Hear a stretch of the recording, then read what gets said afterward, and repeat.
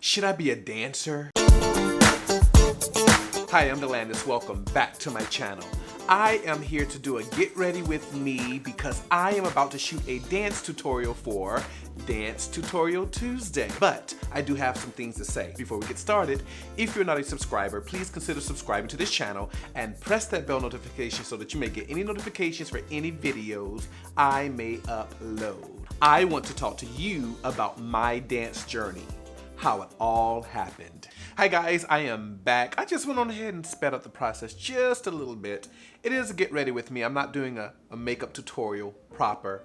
So yeah, we have some things to talk about, right? I want to talk about my dance journey. So here we go. I am from a really small place called Lake City, South Carolina. And I have to remember that I need to do my makeup as I'm talking. It's kind of hard to do your makeup and talk. I want to say this.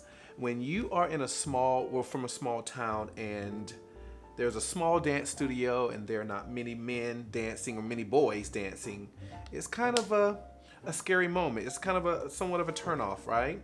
Because you don't want to be the only one and you don't want people to pick on you or make fun of you because you are dancing. So yeah, so I started out being a closeted dancer. I always wanted to dance. My family, they're dancers, or they were dancers. My aunt, who we grew up like brother and sister because we were like maybe about 10 months away from each other in age. So we grew up like brother and sister. So she's the dancer. My little sisters were dancing, and I wanted to dance, but I was afraid to. So I asked my mom, and she said, "Sure, yes, of course. If you want to dance, I'll put you in dance." And I was really, really blessed in that way because, you know, can you imagine? Back then, I don't want to say how far back then, having parents who, you know, there were some parents who dissuaded their little boys from dancing. And I'm sure if that wasn't the case, there would probably be more boys dancing, right? So she said, sure. And I wanted to not be the only boy, so I reached out to one of my friends who were really close, and I asked him if he would do this with me. And he said, yes. And I was excited. I was so excited. But yeah, it fell through with him. He decided not to. I don't know why. I don't even know the reason why. He didn't. Well, so because he didn't, I didn't. And one thing that we know today is that you should be that person that moves on your own. You shouldn't wait for anyone to do anything, because if you wait for other folk, you'll never get things done. Right? So I never did it. So I was always a closet dancer growing up. I wanted to do it. And I do remember going to these dance recitals, and there was one guy, I don't even know, I never knew this guy's name. He was from another studio, but they would do concerts together or recitals together. And I remember watching this guy, just being so amazed at him and wishing that it was me. But I never ever gave myself that opportunity. So music was my thing. I got into music. This is like really a challenge, guys, trying to talk and do your makeup and give a story. But yeah, so I just, you know, went into music, and music was my, you know, anything I feel like I attack, I really put my whole heart into it. And so I became an amazing musician. I was a clarinet player all throughout grade school and high school, even in college where I was a music major. So that was like my love, and music became everything to me. But I realized that there was something missing. I think we all in our lives realize, we come to a realization that something's missing in our lives, right? And so when I got to university, I wanted to do all these other things. And I don't know how I got into dance. I'm trying to still figure out how it was that I got into dance. Maybe because I was on the marching band and there was a dance team, the Coquettes. And maybe somebody was in the dance company there. I'm not certain. I cannot remember. But I did go over to the PE building, and I took a dance class as electives. And it just became one of those things that was just so amazing, and I was so excited about doing it. And I remember being in ballet class on the ballet bar. And there was this girl who came up to me, and she was watching me, and she asked if I would be in her piece. And I'm like, I just, you know, started really, because y'all listen, at the end of the day, I always had the knack for dancing. Like I said, I was practicing in the closet, but I wasn't like technically trained yet. And so I was on the ballet bar, and she came. She asked me if I would do her piece. She loved my work, and I'm like, I just kind of started really focusing on dance. And she was like, "You're really good." And so I was like, "Okay." So it gave me something to really work towards, and because that happened for me, I was like, well, maybe I can do this and music, at least have a little fun with dance. So that's when I started really focusing in on dance, and it really happened quickly for me. I started doing concerts with the university, and sometimes when you get into something different, other things kind of fall by the wayside. Not that my music did, but my teachers and directors had expectations for me, because later on in my third year at the university, I became drum major, conductor of the USC marching band. So that was a big leadership position. And so, when you're drum major, they expect for you to always focus on music, right? Because you are that leader. And although I loved music, I was also focusing on other stuff because it was important to me. Little did I know, I'm so happy that I listened to my heart. Not that I didn't listen to my teachers, but I did listen to my heart, because that's what we do, right? We listen to our hearts. And I just continued to dance. So I just continued to dance. And not only was I taking ballet classes, I was taking modern classes, because this is the thing. I really wanted that foundation. And honestly, let's go back, because I think that I started because when I was in high school, I went to I was auditioning as color guard. And if you guys know what color guard is, that's the marching bands with the flags and the rifles, the sabers, all that stuff. So I was auditioning in high school. I went to a new drum corps, and I went there to audition for color guard. I ended up pulling out. It was really expensive at the time, and so I kind of wanted to just see what the experience was in the pre-tryouts and all of that stuff, but I ended up pulling out because it was really expensive. And I think I had gone to Europe the year before, which was awesome, on a music tour. So anyway, getting back to the story, dance was in me. So I think the summer before I went to college, I started taking dance classes. That's what it was. I started taking dance classes in Atlanta, Georgia, and I was taking modern class and all of that stuff. So that's what it was. Now I remember. See, this brain is starting to think again. All right, so yes. And so I knew I always wanted that. Now, I don't know what pushed me to go to the studio at USC, but I got there. And so I was taking modern dance, I was taking ballet, jazz, I was taking all of the foundation, because as a dancer, I feel it's really important. Even, I think a lot of people skip steps these days, that you get that foundation so it makes you a versatile dancer, right? So I was taking all these steps, and I got into West African dance, and that was it for me. That was the thing. But no, I was doing all of these dance styles, meeting some cool people. And this is the thing. When you go to university and you are in these organizations like the band, I was very blessed that I went into an organization that already had built-in friends, right? I'm not just that person coming into the university and I don't know anyone, or you just know your roommate and all of that stuff. I went into a big organization, 300-something member organization. So it was really cool, and I'm not the type of cliquey person, so I had my band friends, and you love that, but it was really awesome to have other people, to go to the dance studio and have a set of friends over here, or the acting department and all of that stuff, because that's coming up too. I was doing everything.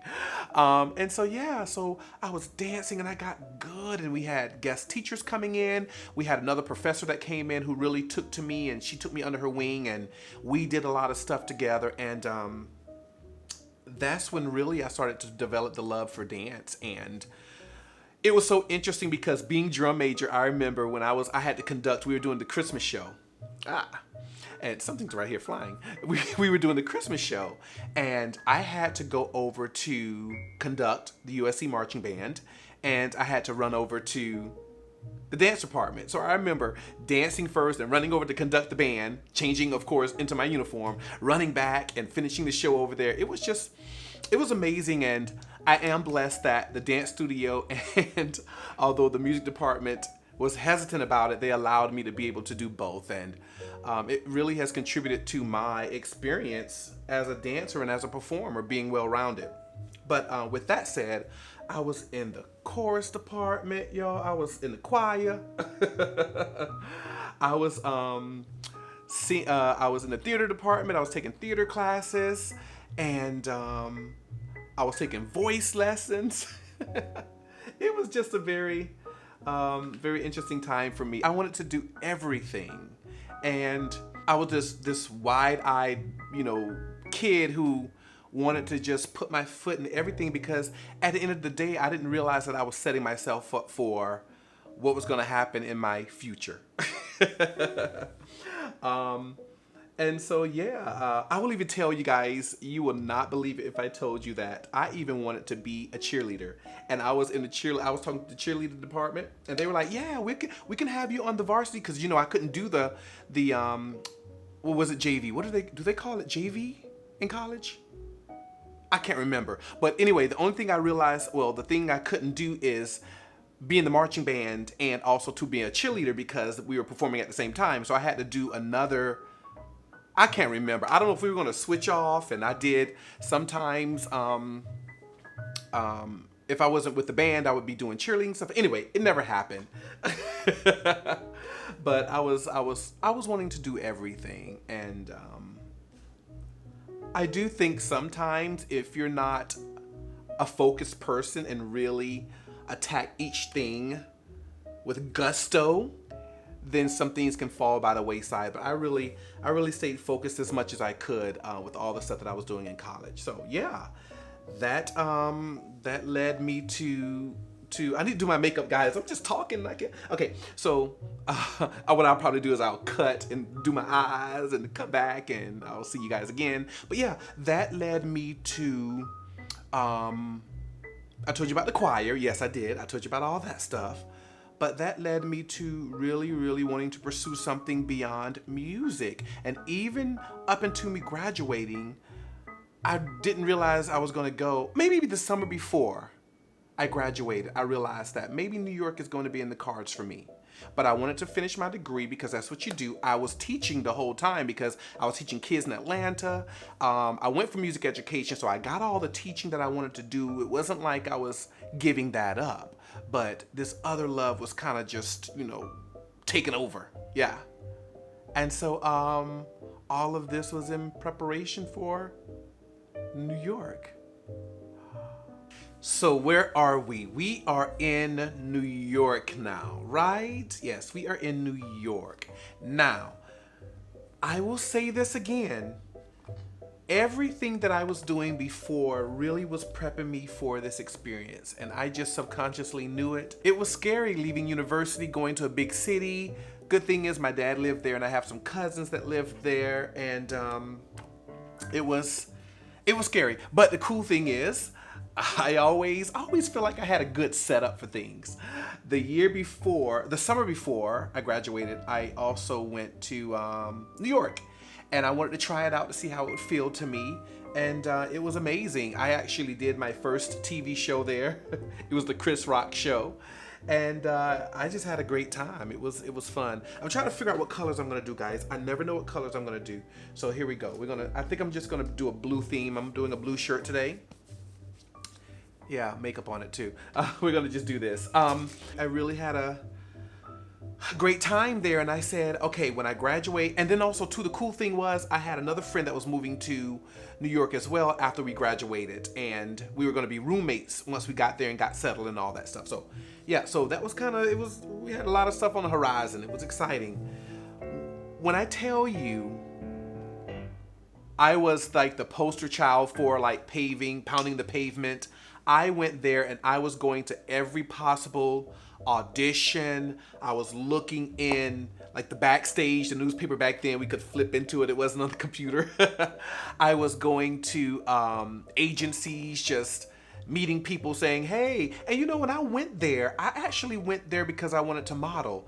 And you have people who tell you that, oh, you should be a model and all of that stuff, which came for me. It came for me later on. I always had dance in my back pocket, so it was gonna always be there no matter what I did. So I went ahead and I was going to modeling agencies, and I would get this, oh, you're just a little too short for what we want, or we have someone that looked like you. Now during that time, they would tell you, oh, we already got a black person. So we have one of you, so we don't need another one of you. So that's what they were telling me at a lot of these agencies. Now again, I still went to auditions, but that's not where I wanted to live. I wanted to be a model, right? And but I continued to go to my dance auditions.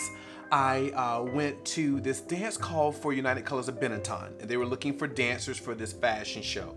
And I was dancing. And when I tell you,